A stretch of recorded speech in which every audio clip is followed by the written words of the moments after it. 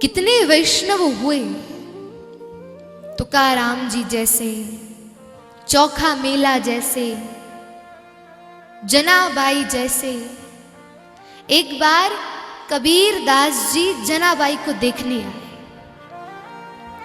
जनाबाई की महाराष्ट्र में खूब प्रसिद्धि हो गई थी कि ठाकुर जी की एक बड़ी परम भक्ता है।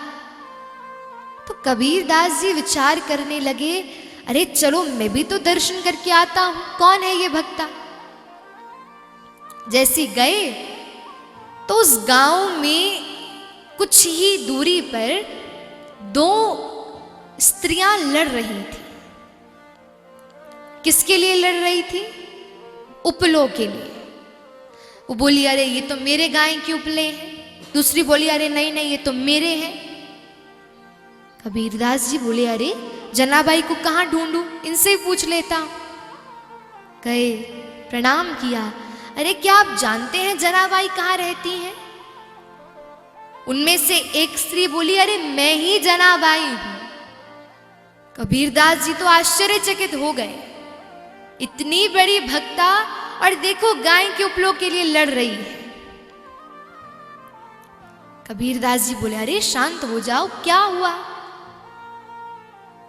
जनाबाई बोली, अरे देखो कल ही सुखाने के लिए ये उपले मैंने रखे थे, लेकिन मेरी पड़ोसन ने सभी मेरे उपले अपने उपलों में मिला लिए। कबीरदास जी बोले, अब कैसे जाने, उपले तो एक जैसे ही दिखते हैं। बोली, अरे नहीं, मेरे उपलों की एक विशेषता है। बोले, क्या विशेषता?